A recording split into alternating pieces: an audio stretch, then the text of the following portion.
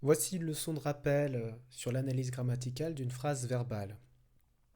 Cette leçon doit vous permettre de remettre en place euh, comment analyser les éléments d'une phrase, que ce soit le verbe, le sujet, les compléments de phrase qu'on appelle maintenant compléments circonstanciels, ainsi que les compléments d'objet.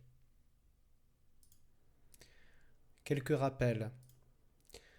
Déjà dans une phrase verbale, on cherche toujours le verbe en premier. Et après, on cherche le sujet. Phrase verbale, ça veut dire qu'on a obligatoirement un verbe. Le verbe, c'est le mot qui indique le temps de la phrase.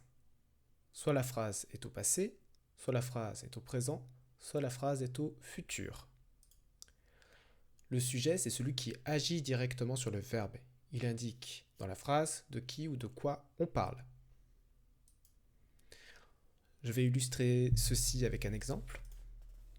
Suis-je malade? Pour trouver le verbe de cette phrase, première question que vous devez vous poser, vous dites votre phrase à haute voix ou dans votre tête, quel est le temps de cette phrase? Suis-je malade? Est-ce que c'est quelque chose qui s'est déjà passé, qui se passe en ce moment, ou qui va se passer? Suis-je malade? C'est une action qui est au présent. Maintenant que je sais que cette action est au présent, si on a du mal à identifier le verbe, ce qui peut arriver, eh ben on essaye de transposer cette phrase à un autre temps. On essaye par exemple de la mettre au passé. On peut dire étais-je malade? C'est de l'imparfait. Ai-je été malade? Passé composé. On peut la mettre aussi au futur. Serais-je malade? Là, on est sûr qu'on a bien identifié le verbe, puisque le seul mot qui va changer, c'est le suis. Suis, c'est donc le verbe être, qui est conjugué au présent, à la première personne du singulier. Ce verbe, on peut le souligner en vert, comme on l'a fait tout le long de l'année. C'est la première chose que l'on fait. Deuxième chose, on va se demander qui agit sur ce verbe, en se posant la question qui est-ce qui? Qui est-ce qui est malade? Dans cette phrase-là, c'est moi, donc c'est je. On entoure le sujet en vert. On peut enrichir une phrase.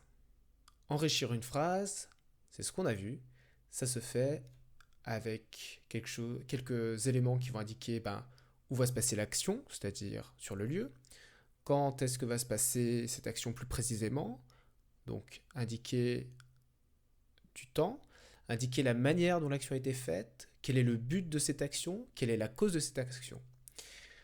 Ces groupes de mots qui sont déplaçables et supprimables, j'insiste là-dessus, déplaçables et supprimables, on va les appeler des compléments de phrase. C'est ce qu'on a vu tout le long de l'année. Je vous ai dit là depuis quelques semaines, on va au fur et à mesure appeler ces compléments de phrase des compléments circonstanciels. Pourquoi compléments circonstanciels? Parce qu'ils vont indiquer les circonstances de la phrase. C'est-à-dire, est-ce que c'est une circonstance au niveau du lieu, du temps, de la manière, du but et de la cause. Pour le moment, ce qu'on va surtout identifier, c'est surtout les compléments circonstanciels et indiquer surtout ceux qui sont de lieu, de temps. Manière, but, cause, vous verrez ça plutôt au CM2. Nouvel exemple. Demain matin, les élèves planteront des arbres vers la cabane. On refait l'analyse de phrase complète. Première chose que l'on cherche, c'est le verbe. Et pour chercher le verbe, on se pose la question déjà quel est son temps. Demain matin, les élèves planteront des arbres vers la cabane. Donc déjà, on voit qu'il y a deux indicateurs de temps. Premièrement, il y a un groupe de mots, demain matin, qui n'est pas le verbe. Et puis, il y a le verbe. Les élèves planteront des arbres vers la cabane. Nous sommes au futur avec le verbe planteront. Et son infinitif, c'est le verbe planter. On l'a souligné en vert. Deuxième phase, on cherche le sujet. Ou qu'est-ce qui plantera des arbres vers la cabane? Les élèves. On l'entoure en vert. Maintenant, on va chercher s'il y a des groupes de mots qu'on peut déplacer ou supprimer dans cette phrase. Alors, regardons le premier groupe de mots, demain matin. Est-ce qu'on peut dire les élèves planteront demain matin des arbres vers la cabane? Oui, on peut même mettre tout à la fin. Les élèves planteront des arbres vers la cabane demain matin. premier élément, demain matin, est un groupe de mots déplaçables et supprimables. Est-ce qu'il y a un autre groupe de mots? Alors on cherche. Est-ce qu'on peut changer des arbres? Des arbres, demain matin, les élèves planteront vers la cabane. Oui, c'est un peu bizarre. C'est pas très fluide. Par contre, on peut très bien dire vers la cabane, demain matin, les élèves planteront des arbres. On peut dire aussi, demain matin, les élèves vers la cabane planteront des arbres. Donc on a deux compléments circonstanciels. On a un complément circonstanciel qui indique du temps, demain matin, et un complément circonstanciel de lieu, vers la cabane.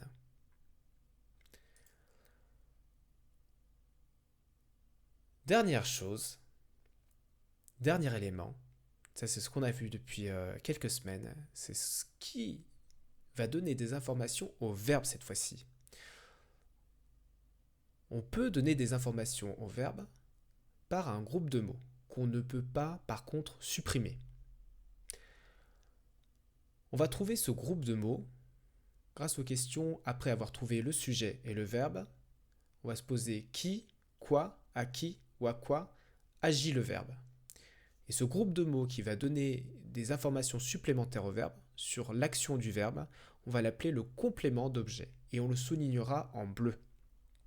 On va illustrer ça avec l'exemple précédent.